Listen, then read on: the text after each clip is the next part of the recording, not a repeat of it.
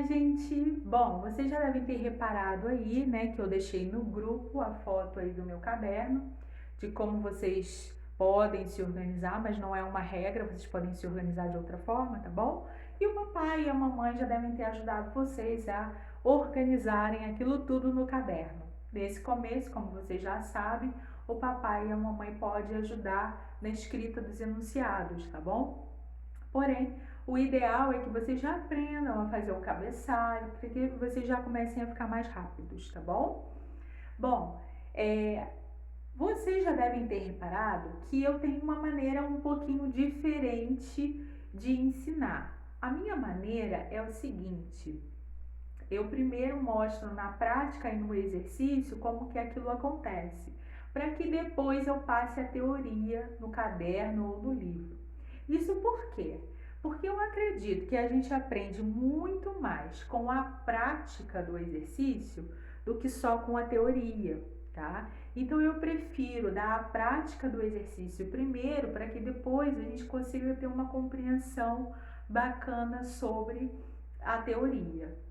E vocês vão ver que em matemática a gente vai fazer muita coisa junto e que depois é que eu vou dar a teoria, né? A teoria vai ser na parte de fixação. E nesse primeiro momento a gente vai construindo junto. É o caso dessa atividade, que é uma atividade que vocês fazem comigo, tá bom? Não é uma atividade que vocês fazem sozinho, porque vocês ainda não têm compreensão da matéria. A gente vai fazer junto nesse período e depois, quando eu der a teoria e aí quando vocês estudarem, aí sim vocês vão fazer sozinhos, tá? Então, é um vídeo que vocês fazem comigo, tá? Então, vamos lá. Hoje a gente vai começar a estudar cada número. Eu tinha contado para vocês a historinha, né? A história dos números. Os números foram inventados para facilitar a vida no cotidiano, né? Vários povos criaram representações de números diferentes. Nós temos os números que fazem parte do nosso dia a dia, que são os números indo-arábicos, né? E por que recebe esse nome? Porque esse sistema de representação foi inventado pelos hindus, né? Mas esse sistema de representação ele foi espalhado pelo mundo pelos árabes, que eram grandes comerciantes, né? Eles espalharam esse sistema pelo mundo, porque antigamente não tinha internet, não tinha publicação de livros, né? Eram as pessoas que levavam os conhecimentos umas para as outras, conversando umas com as outras, né? Na prática mesmo do dia a dia, tá? Então, nós temos esse sistema, nós temos o sistema de numeração romana, que também é usado no Brasil. Em alguns relógios antigos, a gente consegue visualizar os números romanos. Nas legislações, são os artigos, os incisos são feitos, não, os artigos não, os incisos são feitos com numeração romana, né? Vocês não precisam saber o que é inciso agora, você só precisa saber que a numeração romana faz parte do nosso dia a dia, tá? Os artigos também vêm com outro tipo, os artigos das legislações também vêm com outro tipo de numeração, que é a numeração ordinal, que a gente também vai começar a ver. Nesse primeiro momento, eu sei que vai parecer um pouco embolado as coisas, né? E é natural que seja assim. Mas com o passar dos dias, vocês vão começar a ter o hábito de visualizar aquilo e vai ficar bem fácil para vocês, tá bom? Então vamos lá, faça comigo, tá bom? Vamos lá. Bom, o nosso primeiro número, o número do dia é o número 1. E como é que a gente representa o número 1 nesse quadrinho aqui? Como é que a gente chama esse quadro? Esse quadro é chamado de quadro valor-lugar. Isso porque no nosso sistema de numeração, cada lugar aqui que um número ocupa tem um valor diferente, né? Então, por exemplo, se eu botar um aqui, eu estou querendo dizer que tem uma bolinha. Mas se eu colocar o 1 na dezena, vocês lembram da historinha que eu contei? Do pacotinho? Uma dezena significa que é aquele pacotinho. Deixa eu pegar aqui para vocês verem. Ó, vocês lembram da representação? Uma dezena é esse pacotinho aqui. Uma dezena. Uma unidade é só uma tampinha, né? Então, se eu colocar o 1 aqui na dezena, significa que eu tenho 10 tampinhas. E se eu colocar um aqui na centena, uma centena, significa que eu tenho 100 tampinhas. Então, eu tenho que ter a maior atenção e o maior cuidado na hora de posicionar o meu número, porque cada número representa um valor diferente, tá bom? Então, vamos lá. Hoje a gente vai aprender sobre o número 1. Vocês lembram daquela regrinha que eu falei para vocês? Que quase tudo em matemática a gente começa do final. Aqui no quadro valor lugar, a gente também vai começar do final. Então, se eu tiver que posicionar o 1, eu vou posicionar o 1 aqui? Não, eu vou colocar o 1 no último quadrado. 1, tá bom? Eu sei que nesse momento parece um pouco confuso, ninguém precisa ficar assustado. Vai parecer confuso porque é muito novo, tá bom?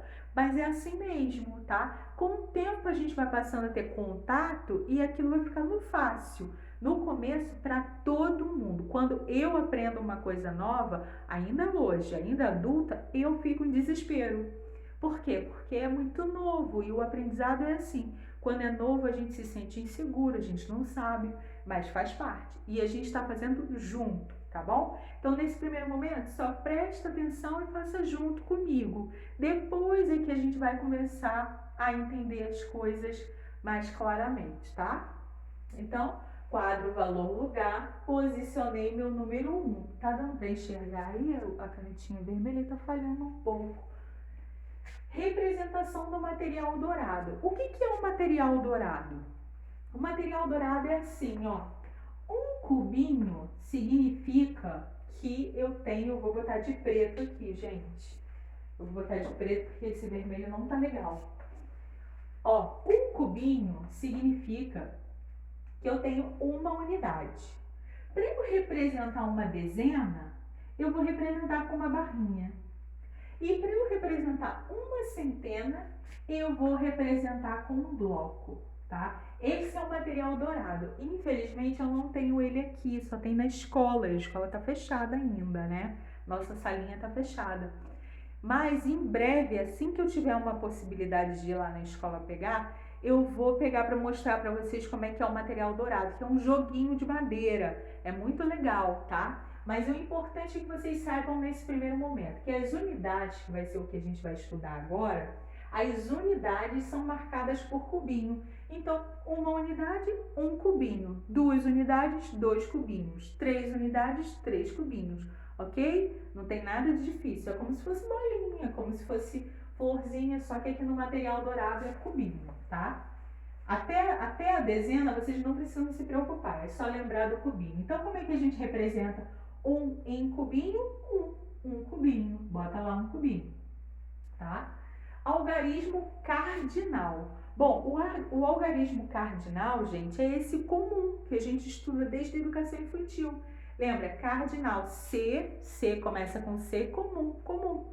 É o comum. Então, como é que a gente representa no algarismo cardinal? Um mesmo, como a gente aprende desde a educação infantil. Tá? Tá dando para enxergar? Tá meio confuso, né? Que meu quadrinho é tão pequenininho. Escrita por extenso. Como é que a gente faz escrita por extenso? Como a gente estava estudando lá nas fichinhas de leitura. Como é que a gente escreve um? Vamos ver? Bom, vou precisar do U e do M. Então, vamos escrever Algarismo ordinal vem de ordem. E geralmente a gente coloca o número cardinal e um Ozinho em cima com tracinho embaixo. Então vamos lá, o número cardinal com um Ozinho em cima e um tracinho embaixo, que significa primeiro, ou seja, primeiro andar, segundo andar, terceiro andar, quarto andar, quinto andar, tá bom? Primeiro. Alguém tá desesperado aí? Não precisa, porque no começo parece confuso, mas depois a gente entra no eixo. A parte de teoria ainda vai vir, ninguém vai fazer nada sozinho agora, tá bom? A gente só tá vendo, porque também se a gente não tiver contato, a gente não aprende, né? E como é que é escrita por extenso do ordinal? Ó, primeiro, vamos ver aqui, ó. Opa, tem o P, vou botar o P. tem o P. Agora, ó, ri, ri, ri. Ah, tem o R e tem o I. Pri. Agora preste atenção aqui na minha boca, ó. Me. Opa, tem o M e tem o E, que eu já vi. Agora aqui, ó. I. Opa, tem o I. Tem o I. Agora aqui, ó, o treme da língua. Ro. O que treme a língua? Qual é a letrinha que treme a língua? É o R com O. Muito bem. Primeiro. Ótimo. Em número romano, olha, número romano é um outro tipo de número. Ninguém precisa ficar desesperado, eu não vou dar teoria agora. A gente vai conhecendo cada número e daqui a pouco é que vem a teoria para que vocês possam ficar mais tranquilos. Vocês já vão ter o conhecimento, vocês já visualizaram muitos números até lá, então vocês já vão estar tranquilos, tá bom? Então, o número romano, como é que a gente representa? O número romano, ele é representado por letras, né? Então, ó, em romano significa I, tá? É a letra, então, I. Aí, que a gente chama comumente de pauzinho, tá? Mas ele é representado por letras, o número romano é representado por letras. I. E aí, 2 Is, 3 Is, e sempre com letra bastão, tá bom? Então, vamos lá. Ó, por exemplo, vou botar aqui no cantinho, ó. O 1 em romano. 1, 2, 3. 3 Is. Beleza. Aí, o 4 em romano é o I com o V. Por quê? Porque o V é o 5. Ou seja, está querendo dizer que é o 1 que vem antes do 5. Qual é o 1 que vem antes do 5? 1 menos 5. 1 menos 5 vai dar o que está atrás, é menos, né? 1 menos 5, o que vem antes do 5? É o 4. E aí, para fazer o 5, é o V. E para fazer o 6, é o V com o I. E assim por diante. A gente vai visualizar cada um desses. No começo vai ficar difícil? Vai. Mas a gente só está conhecendo o número 1 e as suas diversas representações, tá bom? A importância aqui é de conhecer o número 1. Então, vamos lá. Número romano, eu vou botar um I em bastão, tá bom? I. Agora, eu quero saber qual é o antecessor do número 1. O que vem antes do número 1? Tem um númerozinho que vem antes do número 1. Qual é? É o 0. Então, o antecessor de 1 é igual a 0. E qual é o sucessor? Sucessor é o que vem depois. O que vem depois do 1? É o 2, né? O que vem depois é o 2. Bom, um par de brincos, um par de sapatos, eles formam um belo par. Significa que são sempre 2, né? Ou seja, números que eu posso sempre agrupar em 2, sem sobrar nada. Vamos ver aqui, um cubinho, dá para eu agrupar em 2? Não dá. Então, ele não pode ser par, ele vai ser ímpar, tá? Então, eu vou marcar um xizinho ali. E qual é a decomposição dele? A gente tem que decompor em unidade, dezena e centena. Bom, por aqui a gente só tem unidades, por enquanto. E aqui, ó, pelo quadro valor lugar, é que dá pra gente saber quantas unidades eu tenho. Eu tenho uma unidade, então eu vou escrever aqui, ó, uma unidade. Tá bom? Bom, gente, terminamos essa primeira parte. Deve ter gente aí muito assustada, muito nervosa, mas toma um chazinho de camomila, relaxa, porque a gente só está conhecendo as representações do número 1. Ninguém precisa ter um conhecimento profundo agora de números romanos, ninguém precisa ter um conhecimento profundo de antecessor e sucessor. A gente só está aqui conhecendo algumas coisas. O mais importante aqui é conhecer o número 1. É só isso, tá bom? Esse é o mais importante. A gente está só adiantando algumas coisas para não ficar tão difícil lá na frente. Ok? Ninguém assustado, hein? Um grande beijo e até o próximo vídeo.